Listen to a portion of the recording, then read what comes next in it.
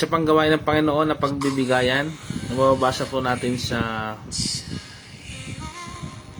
Ikalawang Korinto 9 versikulo 7, nagsasabing ang bawat isa ay dapat magbigay ng ayon sa sariling pasya, maluwag sa loob at di napipilitan lamang, sapagkat iniibig ng Diyos ang kusang nagbibigay ng may kagalakan.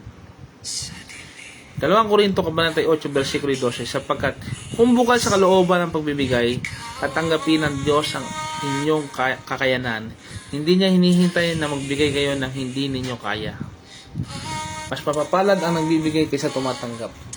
Tunay nga po yun, mga kapatid.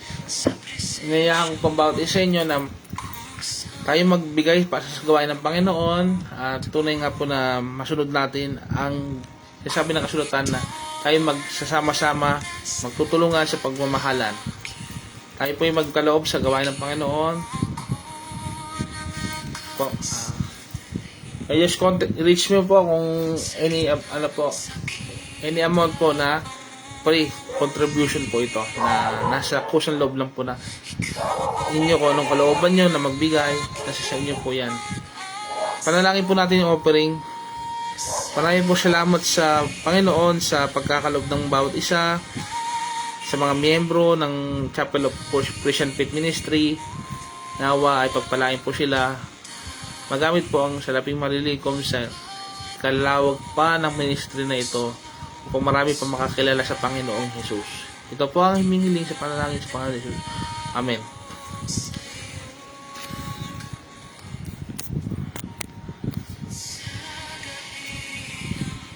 Sa panggawain ng Panginoon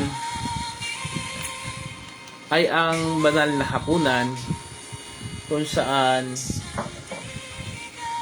nung ginawa po ng Panginoon nung araw na siya ay pagkanulo, nung bago siya galing sa krus, sinabi niya ito yung walang hanggan na gagawin natin hanggang siya yung muling babalik. Ang kanyang muling pagbabalik, gagawin po natin ito, ang pag-aalala sa kamatayan ng ating Panginoong Hesukristo at muling pagkabuhay at ang kanyang pagbabalik. Inaalala natin ang kanyang ginawa sa atin.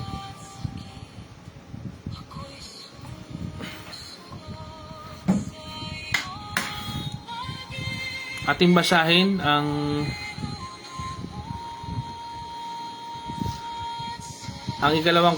unang Korinto versikulo ang unang Korinto kabanata 11 versikulo 23 hanggang 26. Ating pong basahin, sapagkat ito ang turo na tinanggap ko,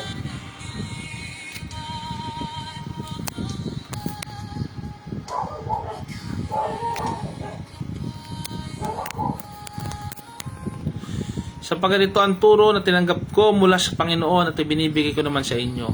Noong gabing siya'y pinagkanulo, ang Panginoong Yesus ay dumampot ng tinapay at nagpasalamat at pinagtira pero sa iyon. Sinabi, ito ang aking katawan na inihandog para sa inyo. Gawin nyo ito bilang pag-alala sa akin. Ngayon din naman, matapos na maghapon, dumampot siya ng saro. Sinabi, ang sarong ito ang bagong tipan ng Diyos. Pinagtibay na aking dugo. Tuwing inumin nyo ito, gawin nyo ito bilang pag-alala sa atin.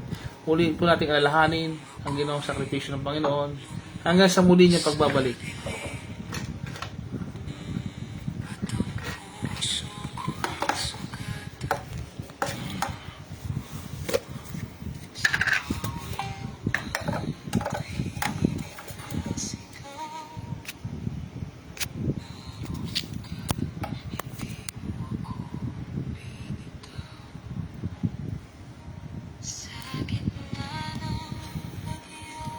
Tanggapin po natin ang tinapay.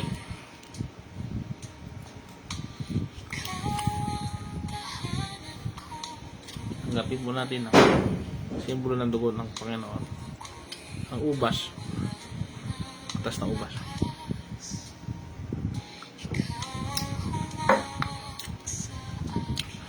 Ay manalangin. Aming Ama, nagpapasalamat po kami. Tinanggap namin ang simbolo ng mga ito upang muli at mulit alalahan namin ang ginawa nyo hanggang sa muling pagbabalik nyo. Gagawin namin ito nang may pananampalataya sa inyo Tanggapin niyo ang aming mga pagsamba sa inyo sa pangalan ni Jesus. Amen.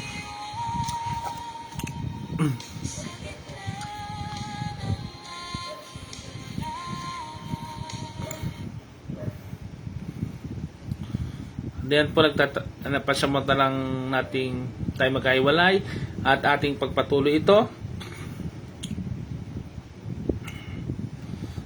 sa mga susunod na panahon.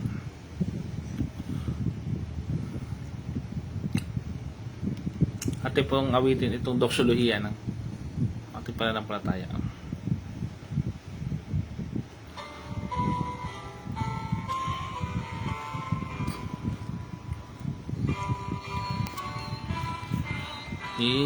Ipalam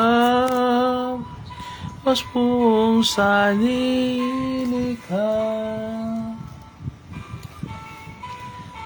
palangitan,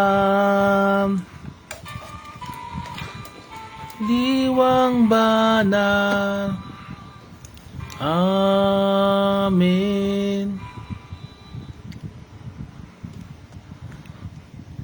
Maraming po salamat sa pagsubaybay. Sumayin nyo nawa ang pagpapala ng Panginoon, Diyos Ama, Diyos Anak, Espiritu Santo, at nawa po ay naitaas natin ang pangalan ng Panginoon sa ating mga buhay. Tayo po ay humayo na may pagpapasalamat sa Panginoon at paggawa ng ating mga pananampalataya. Sa ngalan ng Ama, Anak, Espiritu Santo, pagpalain nawa tayo. Purihin natin ang Panginoong Hesus sa ating mga buhay at tayo lumakad ng may pananampalataya. Maraming po salamat sa pagsubaybay at magandang gabi po. Ito po ang inyong special Happy Easter Sunday. Ito po ang inyong Holy Week 2026. Maraming pong salamat sa pagsubaybay sa Chapel of Worship Christian Faith Ministry. At magpatuloy po tayo sa mga susunod na araw, sa mga susunod na gawain. Hindi lang po sa online na ito, kundi sa mga activity po natin sa pagkikita po natin sa actual. As contact me, just reach me po, at tayo panalangin po natin ng isa't isa at tayo po manatiling tapat sa Panginoong Jesucristo. Mahal na mahal po natin ang Panginoon at siya po nanatiling buhay sa ating mga puso. Tandaan po natin yan, sumayin niyo ang kapayapaan ng Panginoong Jesucristo.